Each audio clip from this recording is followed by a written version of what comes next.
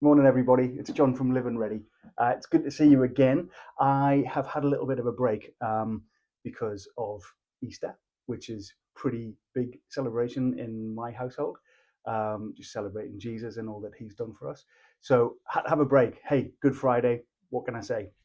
But now that we're back, one of the things that people have been asking me a lot is how can we actually get ready now? And I know that I was talking for a number of weeks, just kind of dipping into the growing fruit and growing your own fruit and vegetables, which is really important for medium to long term. But actually, it's a really valid question right now on how do we get ready now? How do we start now?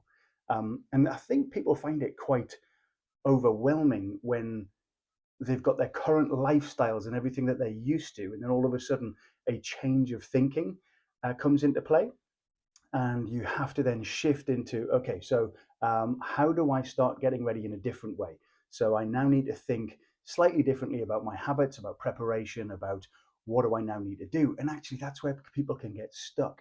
But particularly now we're seeing in the news and around the world, there are situations that are happening, which are it's wise to get ready. They are compelling us to make some decisions and some choices and to act.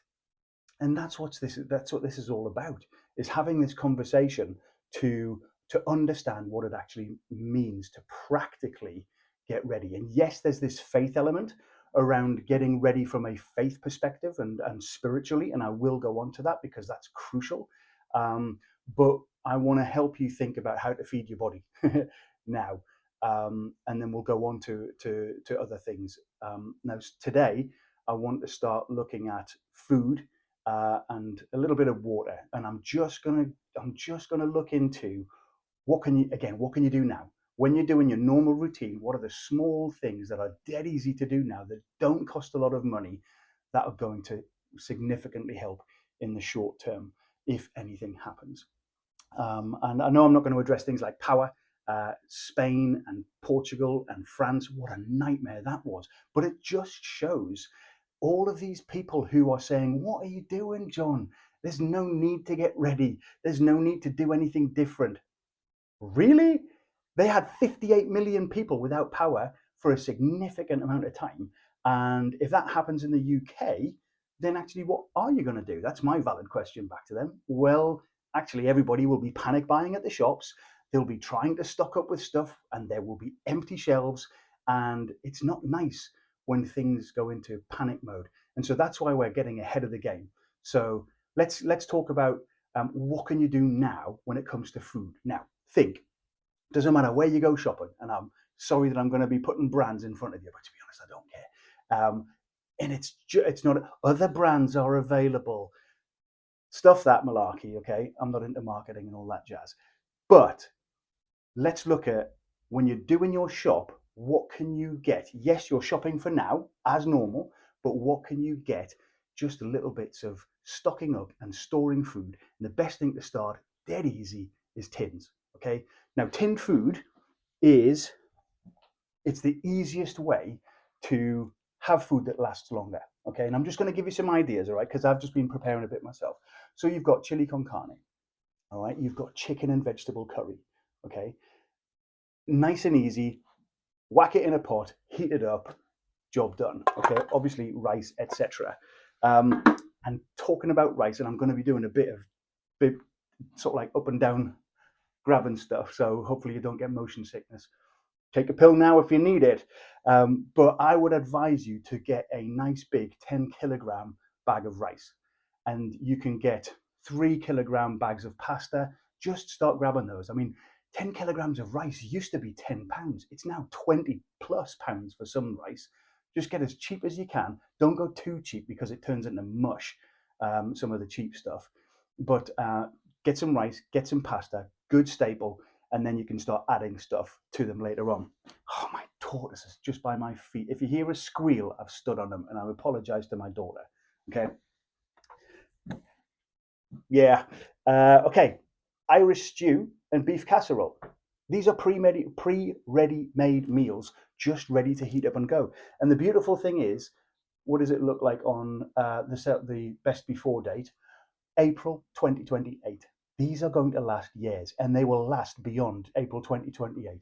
The key thing is store them in a dark, cool place. Find the coolest place in your house, okay, and then store them there, and they will last up to this date and probably beyond, to be fair.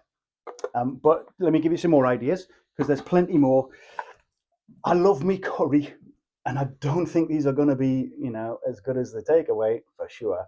But look at that, man! Beef and chicken curry, and I have got some stuff for vegetarians, okay? And there are stuff out there. So I've even got sort of like red pepper and 3-bean chili and chickpea and what is that? Apricot tagine? Correct me? Don't know. So main meals, dead easy. You can have them ready to go. They used to be about £1.40, £1.50. They're now £1.85, £2. So again, whatever you can afford on your weekly shop, just pop a tin in, pop a couple of tins in, and over the weeks you'll start building it up. And before you know it, you'll have a reasonable stock. And so the other things you want to have a look at is, I mean, we've got a chicken and white sauce, baked beans for a nice little bit of side. And you do need some vegetables because, I thought I had mixed veg, but I don't. I've got broad beans, but you can get mixed veg, and these are just in a nice tin in water. This is really, really important because chopped tomatoes are really, really good base for most meals, and it's got good levels of liquid in because what you don't want to be doing if you don't have power, for example, is how you're going to be boiling all of this water. Well, if you've got vegetables with a good sauce in it, then actually that can help you cook the food in the sauce. So two birds with one stone. All right, let me switch gear a little bit. Believe it or not, chicken breast, I've got no idea what it tastes like. I'm going to have to try it at one point, and I might even do like a rating on the food that I'm actually storing, because if it's getting close to its sell-by date, don't chuck it, eat it, or give it away. So that's a key thing. Steward your resources well. So if you're getting to the end of December 2026 and something's going out of date, have like an inventory of what have you got and when the sell-by dates are at, and you can just check and you can go, oh, do you know what? These chicken breasts or this apricot tagine is running out of date. I'm actually now need to go and eat it or pass it on, and give it a few months notice as well, just so you don't make anybody ill if you're passing it on. Mackerel is always a winner, and that again, that's in sauce. I did not go for Spam, so you Spam lovers, I apologize, but you can get nice Danish ham. I think it's nice. But again, it's going to be meat. And the thing is, if things go bad, what you've got to bear in mind is that your current lifestyle will change. So if something happens, your current lifestyle shifts dramatically, and you will need to adjust your taste buds. Sorry, kids and adults. It's going to have to happen. But you can buy huge tins of tuna. Tins of tuna. And they are actually cheaper than buying the smaller tins. Again, if you're cooking stuff, don't forget herbs and spices. These are dead easy way just to get your flavor going. Don't forget these stock cubes. Get the variety in for lots of different meals, and they last forever-ish. Okay, moving on. Here's the thing.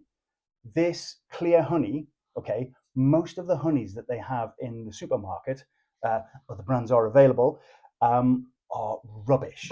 Let me just tell you now, they are rubbish. They are commercially mass produced, and their content is, so I've been told from experts, absolutely tut. I bought some of the cheapy Tesco Stockwell stuff, and within 4 months there was mold spots all in the bottom. It was just pretty grim. So that didn't go past its sell-by date, which was fun. Again, jams, peanut butters, all of this kind of stuff.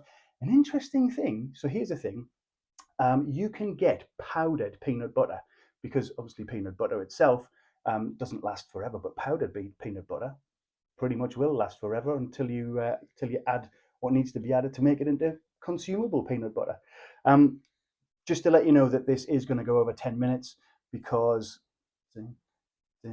See, I told you it's over 10 minutes because there's a lot of information here. But hopefully you're going to find it helpful. So my next one's pudding. I'm a northerner. I love pudding.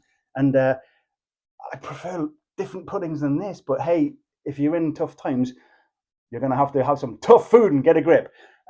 Rice pudding, yeah, it's okay. But you can add jam to it and it'll taste nice. There's a little bit of my background for you. Fruit, get tinned fruit. Again, they're going to last a while. And this is, that's October 2025. So when you're buying, if you're buying online shopping, you cannot look at the sell by dates. So go into the shop, unfortunately, sorry about that, and then look at the sell by dates because there is a big variety. Okay, here we go. Coming into land, nearly. Milk. I hate skimmed milk, but hey, that's all I could get a hold of. That's about £5, but it's powdered milk. It'll last a long time.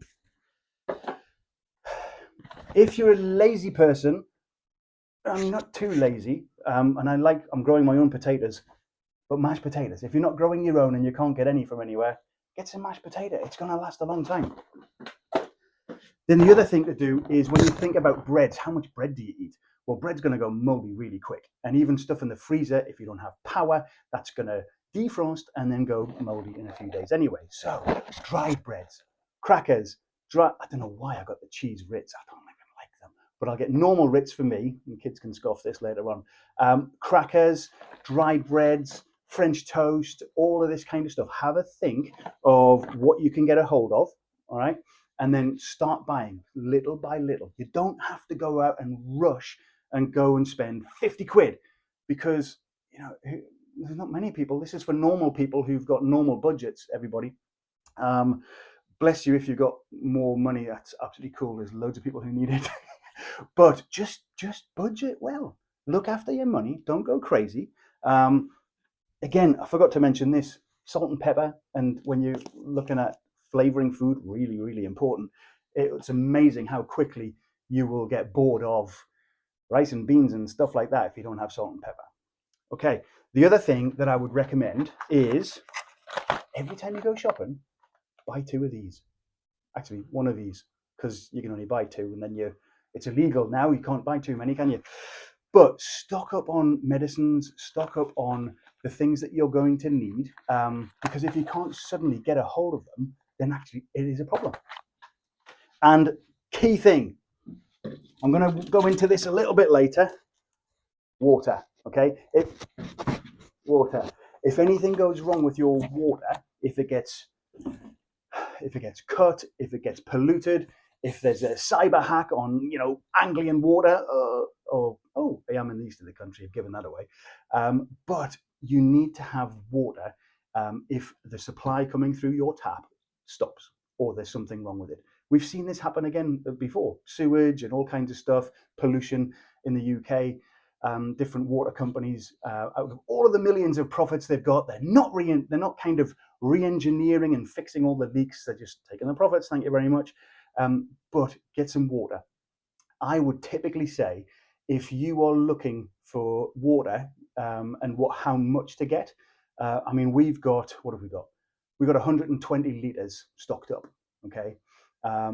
And that's just in case. Now that's going to last us a while, okay? Not forever, but it's going to last us a while. You want to think about 5 litres a day, okay? Roughly. 3 litres for drinking, depending on how hot and how much exertion you're doing, and then 2 litres for washing and cleaning and we'll talk about the toilet situation later on because that's a crucial thing. But there's lots and lots. Now that's just a little bit of an idea, food and water and a little bit of intro to medicines, but you can get started now thinking, right, what are the things that I like? Please buy stuff you like. Don't just go out and get something and you go, yeah, that'll do. I'm prepping. I'm going to get ready. Because when something happens and you look at that tin in 6 months' time and you go, I can't eat it. Buy what you like, buy what your kids are going to eat, and just start slowly building it up. And you'll be surprised at how quickly you get to a place where you're going to go, do you know what? I can last for a little while. And I know the government's saying 3 days is great to have the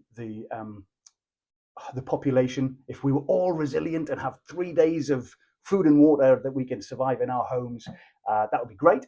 I would start with 3 days as a little aim, as a first step. Aim for 2 weeks. That's my challenge. Okay.